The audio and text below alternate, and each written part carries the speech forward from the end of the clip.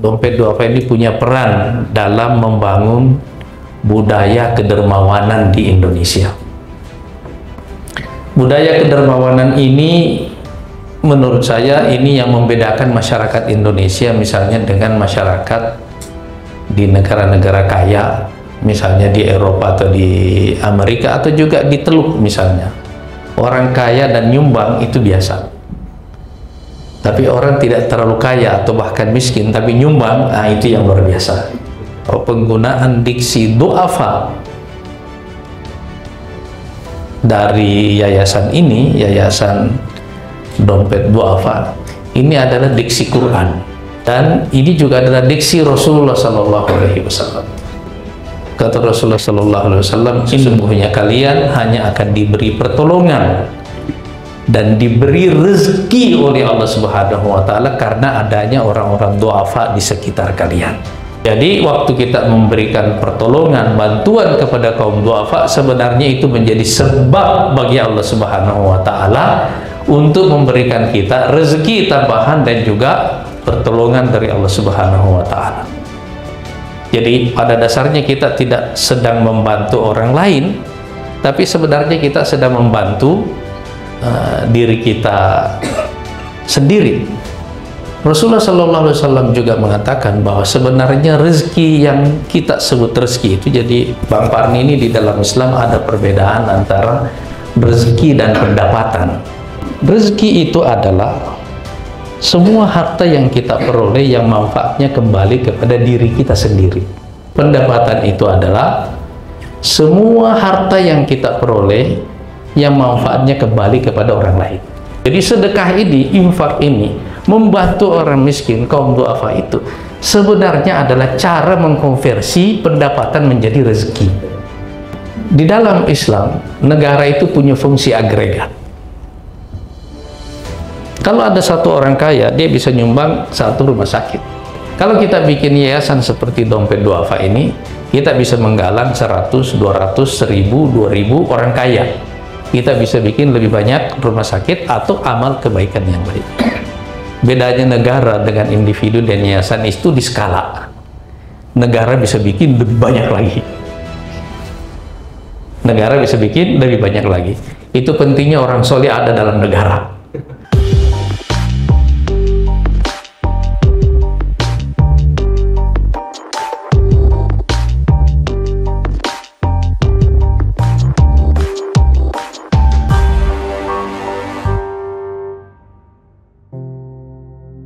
Saudaraku semuanya, keluarga besar dompet du'afa yang saya cintai, saya bersyukur sekali bisa hadir di sini karena saya juga memang mencintai semua kerja kemanusiaan dan saya mengikuti perkembangan dompet du'afa sejak dari lahirnya sampai sekarang. Ini salah satu pertanda terjadinya perubahan besar dalam masyarakat kita sejak tahun 90-an ya, ketika atau akhir 80-an ketika ICMI berdiri dulu dan kita mulai mengenal diksi baru dari Pak Habibie almarhum, Iptek dan Imtak, dan ada gelombang kalau kita pakai bahasa Arabnya ini ada gelombang maujatut tadayyun, ada gelombang religiositas, ada gelombang kesalehan yang terbangun di masyarakat kita secara umum sejak tahun-tahun itu sampai sekarang. Dan saya sejak tahun 2006 melakukan survei tentang tingkat religiositas ini di masyarakat Indonesia. Memang kita menemukan satu fakta bahwa dari waktu ke waktu orang-orang di Indonesia jauh lebih religius daripada sebelumnya. Dan di masyarakat Indonesia kita menyaksikan ada pembauran yang luar biasa antara orang-orang yang berpengetahuan tapi juga soleh sekaligus, orang-orang yang kaya tapi juga dermawan sekaligus dan juga soleh sekaligus. Nah, salah satu cikal bakal dari amal yang mengembangkan tren ini, gelombang besar dalam masyarakat kita ini yang ingin saya sebut sebagai gelombang kesalehan di tengah masyarakat kita ini adalah berkat kehadiran dompet duafa.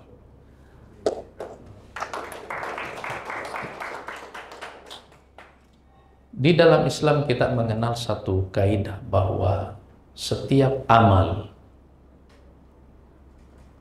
yang dimulai dengan keikhlasan dan keimanan itu punya satu ciri sesudahnya. Dia terus bertumbuh. Jadi pertumbuhan itu adalah ciri dari semua amal iman. Amal yang dimulai dari iman. Dan kita melihat hari ini kerja dompet duafa ini luar biasa besarnya. Bukan hanya ada di Indonesia tapi juga ada di negara lain. Dan saya kira dompet duafa bukan hanya terbatas bahwa dia menggalang dana dan mengumpulkan dan kemudian menyalurkannya, tapi juga lebih dari itu bahwa dompet duafa ini punya peran dalam membangun budaya kedermawanan di Indonesia. Budaya kedermawanan ini menurut saya ini yang membedakan masyarakat Indonesia misalnya dengan masyarakat di negara-negara kaya, misalnya di Eropa atau di Amerika atau juga di Teluk misalnya. Orang kaya dan nyumbang itu biasa. Tapi orang tidak terlalu kaya atau bahkan miskin tapi nyumbang, nah itu yang luar biasa. Itu hanya ada di Indonesia. Jadi sebenarnya belum tentu yang masuk sumbangan ke dompet duafa ini dari orang-orang yang kaya. Iya kan? Bisa jadi dari sesama duafa. Penggunaan diksi duafa dari yayasan ini, yayasan dompet duafa, ini adalah diksi Quran. Dan ini juga adalah diksi Rasulullah Sallallahu Alaihi Wasallam. Kata Rasulullah Sallallahu Alaihi Wasallam, innama tunsaruna wa turzakuna bidu'afaikum. Sesungguhnya kalian hanya akan diberi pertolongan dan diberi rezeki oleh Allah Subhanahu wa taala karena adanya orang-orang duafa di sekitar kalian. Jadi waktu kita memberikan pertolongan, bantuan kepada kaum duafa, sebenarnya itu menjadi sebab bagi Allah Subhanahu wa taala untuk memberikan kita rezeki tambahan dan juga pertolongan dari Allah Subhanahu wa taala. Jadi pada dasarnya kita tidak sedang membantu orang lain, tapi sebenarnya kita sedang membantu diri kita sendiri. Rasulullah Sallallahu Alaihi Wasallam juga mengatakan bahwa sebenarnya rezeki yang kita sebut rezeki itu, jadi dalam Islam ada perbedaan antara rezeki dan pendapatan. Dari dulu saya suka mengkampanyekan ini karena orang suka salah paham. Rezeki itu adalah semua harta yang kita peroleh yang manfaatnya kembali kepada diri kita sendiri. Pendapatan itu adalah semua harta yang kita peroleh yang manfaatnya kembali kepada orang lain. Jadi bapak nih terima gaji bulanan, iya kan? Kasih nafkah buat keluarga. Itu buat si bapak adalah pendapatan. Buat si anak itu adalah rezeki. Makanya Rasulullah SAW mengatakan, innama laka min malika ma akalt. Sesungguhnya yang kalian miliki dari harta kalian hanya apa yang kalian makan. Aw labist fa ablait. Atau yang kalian pakai dan itu lusuh. Jadi makan pakaian. Aw tasaddaqta fa abdait. Atau yang kalian sedekahkan dan itu tercatat menjadi rezekimu selanjutnya. Jadi pahala. Jadi pada dasarnya kategori rezeki itu cuma 3. Satu yang kita makan, yang kedua yang kita pakai, yang ketiga yang kita sedekahkan. Sekarang banyak orang yang pendapatannya banyak, rezekinya sedikit. Banyak orang yang triliuner sekarang kan? Iya kan? Tapi yang kita makan kan pada dasarnya sedikit. Iya kan? Kayak Bang Parni ini sekarang kalau kita kasih dia semua makanan enak, kasih steak 1 kilo, kasih, dia nggak bisa makan semua kan? Yang kita makan ini kan ada limitnya, perut kita ini ada limitnya. Yang kita pakai juga ini kan semahal-mahalnya baju, sepatu, celana dan semua yang kita pakai kan nggak berubah wajah kita, yang ganteng ya ganteng, yang jelek ya jelek. Iya kan? Yang cantik ya cantik, yang jelek ya jelek itu. Iya kan? Tapi bagaimana kalau orang diberikan harta yang sangat banyak, tapi dia nggak bisa makan, dia nggak bisa pakai yang, mesti ada jalan yang lain. Iya kan? Itulah adilnya Islam. Jadi sedekah ini, infak ini, membantu orang miskin, kaum duafa itu, sebenarnya adalah cara mengkonversi pendapatan menjadi rezeki. Saya ulangi kembali.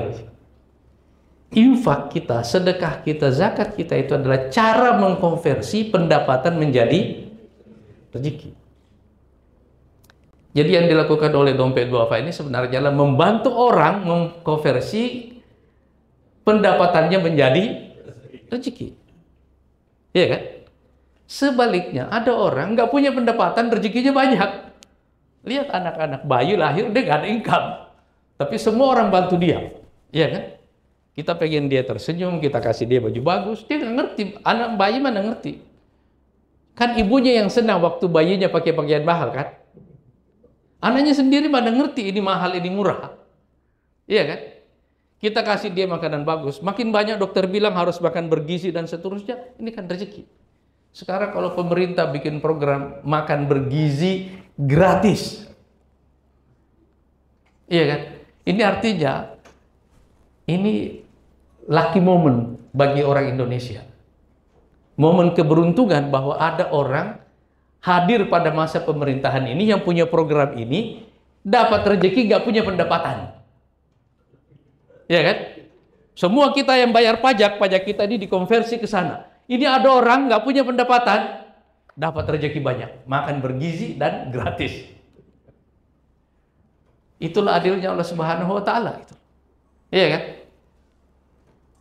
Orang nggak punya pendapatan tapi rezekinya banyak. Sebaliknya orang yang punya banyak pendapatan rezekinya sedikit atau limited, sangat sedikit sekali. Terutama soal makan, kan makin kita berumur makin sedikit yang kita makan, iya kan? Walaupun kita bisa beli semuanya.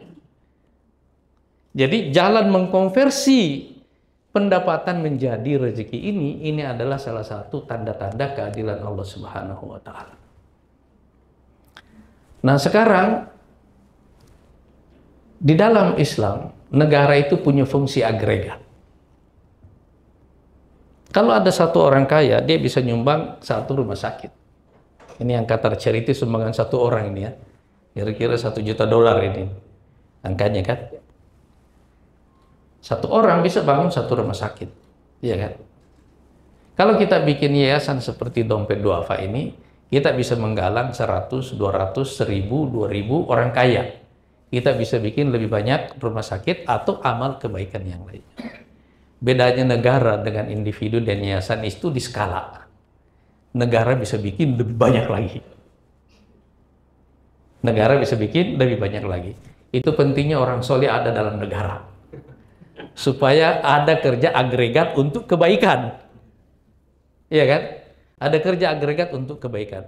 Karena itu bedanya. Itu saja bedanya. Yayasan dengan negara, itu bedanya cuma di skala. Kalau ada orang soleh yang memegang negara ini, dia bisa mengarahkan semua kebajikannya dalam skala yang masif untuk orang baik. Nah, sekarang kita ingin mengkombinasikan ini kesalehan individual dan ada yayasan, ada lembaga kemanusiaan, ditambah negara, effort kita ini semuanya, mudah-mudahan insya Allah kita bisa memberi jauh lebih banyak lagi daripada yang kita bisa berikan sekarang ini. Nah, di Kemlu kita sedang mempelopori apa yang saya sebut dengan diplomasi kemanusiaan. Memang pintu masuk kita ini adalah Palestina. Tapi sebenarnya ini adalah pintu masuk untuk semua kebaikan yang lain, untuk mempertemukan kita dengan saudara-saudara kita di tempat yang lain. Di waktu yang sama kita juga sebenarnya nanti bukan cuma akan menyumbang, tapi kita juga ingin mengattract orang untuk datang juga menyumbang di sini. Kita nyumbang di sana, mereka juga bisa nyumbang di sini. Ini sebenarnya tujuan kita dalam membangun program diplomasi kemanusiaan ini, dengan mendorong kita menggalang lebih banyak lagi untuk saudara kita di Palestina. Tapi itu insya Allah juga pada waktu yang sama akan mengattract orang untuk datang lebih banyak lagi ke sini. Saya kira yang perlu kita lakukan bersama nanti, mudah-mudahan insya Allah karena Dompet Duafa sudah jadi sekretariat koordinasi ya, mudah-mudahan nanti insya Allah sekretariat koordinasi antar lembaga charity ini bukan hanya terbatas untuk Palestina, tapi kita akan memulai satu gelombang kebajikan untuk semua tempat-tempat yang lainnya. Dan pada waktu yang sama kita juga akan mengattract orang untuk juga datang ke sini. Saya kira nanti insya Allah yang perlu kita kembangkan lebih lanjut itu adalah pada mekanisme kerja. Saya banyak menghubungkan orang donatur dengan dengan proyek biasanya di mana-mana ya. Ada teman saya misalnya dia bangun satu rumah sakit mata di Bangladesh. Sumbangan dari satu orang itu sekitar 40 juta nilainya itu. Satu rumah sakit itu ya. Jadi sebenarnya yang perlu mungkin kita buat itu nanti adalah melalui nanti Dompet Duafa ini kita bikin bersama, membayangkan satu master plan, satu visi besar tentang bagaimana kita memberdayakan kaum duafa di Indonesia, dan menyusun satu rangkaian proyek besar dengan roadmap yang jelas, dan kita membuat semacam bursa kebajikan. Orang datang melihat ini, saya mau proyek ini sesuai dengan nominalnya masing-masing, tetapi kita ini membuat semacam pasar. Ini ada proyek yang ready semuanya dari yang ini, karena orang perlu penyederhanaan. Orang perlu penyederhanaan. Kita bisa membuat event nanti dan mengajak orang untuk datang. Saya pernah satu kali ke Kuwait, kira-kira tahun 2001, 2002, 2003, berturut-turut begitu ya. Dan biasanya orang datang menjelang Ramadan atau awal Ramadan sekali. Karena kalau sudah 20 Ramadan kayak begini udah nggak ada orang semua itikaf. Saya bertemu dengan satu orang donatur, tapi yang ketemu dengan donatur ini banyak betul gitu ya. Dan ini satu momen yang paling menggugah saya dalam hidup saya gitu. Orang ini pengusaha. Pengusaha ini triliuner orang-orang ini, tapi kantornya kecil aja kayak gitu. Cuma dia punya kira-kira properti di Kuwait waktu itu ya, mungkin ada lebih dari 300 properti di Kuwait sendiri. Orang datang dari berbagai negara, semua aja ngajuin proposal. Dan orang duduk kayak kelas begini, cuma lebih kayak orang anak sekolahan, duduk semua ngajuin proposal. Dia sendiri nggak lihat orang-orang ini dan nggak kenal orang-orang ini. Dia cuma setiap kali, kamu apa proyek? Bangun sekolah. Ahmad kasih $10.000, $20.000, pergi lagi itu.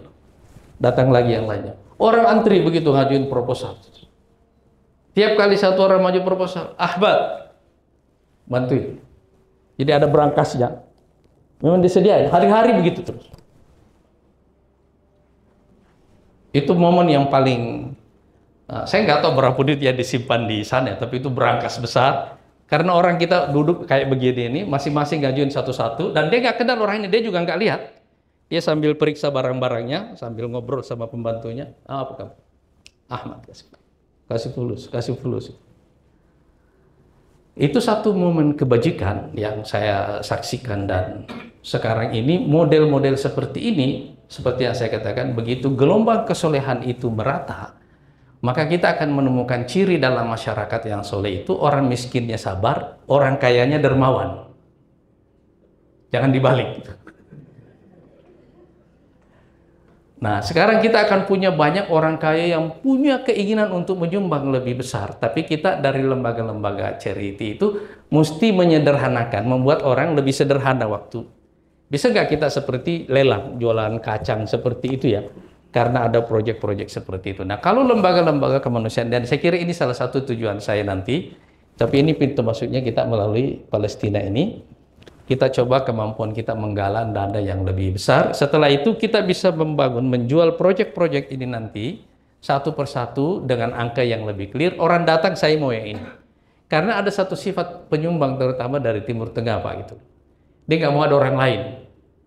Dia maunya sendiri. Jadi kalau misalnya masjid, ya saya sendiri. Atau keluarga. Karena biasanya misalnya anak nyumbang buat orang tuanya yang sudah meninggal. Iya kan? Itu suka seperti itu. Nah, jadi kalau kita bisa memperbaiki mekanisme kerja kita ini, mudah-mudahan insya Allah kita bisa membangun model rumah sakit seperti yang ada di sini ini. Karena menurut saya ini satu prestasi yang rumah sakit Duafa ini kan yang pertama sebelum ada BPJS kan. Ini satu prestasi yang luar biasa. Tertolong dengan terbantu dengan BPJS, tapi pada dasarnya ini kan dimulai dari dana zakat, iya kan? Dan boleh jadi karena zakat itulah Allah Subhanahu wa Ta'ala menggerakkan hati orang-orang di DPR bikin undang-undang. Iya kan? Menggerakkan pemerintah untuk melaksanakan. Kan itu kira-kira kan? Karena ada contoh kan? Dulu kan misalnya program BLT kan sedikit dari pemerintah kan? Tapi karena orang mulai melihat masyarakat begini, sekarang program BLT bantuan ini diambil, di take over oleh pemerintah. Artinya, apa yang kita lakukan itu pada dasarnya menggerakkan hati orang lain. Dia itu nggak pergi sendiri, dia nggak hilang percuma gitu. Pasti ada gaungnya. Dan itulah makna dari hadis Rasulullah SAW. Innama tunsaruna wa turzaquna bidu'afaikum. Sesungguhnya kalian hanya diberi pertolongan, diberi rezeki oleh Allah Subhanahu wa Ta'ala karena orang-orang du'afa yang ada yang kalian bantu atau yang bersama kalian itu. Nah, mudah-mudahan insya Allah nanti dengan pusat koordinasi, sekretariat koordinasi lembaga-lembaga charity ini di Dompet Duafa, insya Allah kita bisa bekerja jauh lebih baik lagi dan insya Allah memberikan bantuan lebih besar lagi. Tugas saya adalah memperkenalkan semua, membuat terobosan diplomasi dalam hal ini, baik membawa bantuan kita ke sana maupun membawa yang dari luar ke sini insya Allah. Dan mudah-mudahan cerita tentang Dompet Duafa ini bisa kita sebarkan lebih luas lagi, dan insya Allah sekali lagi kita bisa memicu orang bekerja jauh lebih besar lagi di hari-hari yang akan datang. Saya ingin mengucapkan terima kasih atas undangan ini yang merupakan kehormatan besar bagi saya. Dan karena dengan Bang Parni ini udah lebih dari 30 tahun ya sejak beliau di Republika, dan saya kira ini di antara amal usahanya ICMI yang berbuah seperti sekarang dulu ini salah satunya, ini Dompet Duafa ini. Alhamdulillah, mudah-mudahan siapapun yang dulu ikut mendirikan ICMI, ikut menginisiasinya dan kemudian melahirkan amal-amal ini semuanya diberikan pahala oleh Allah Subhanahu wa Ta'ala.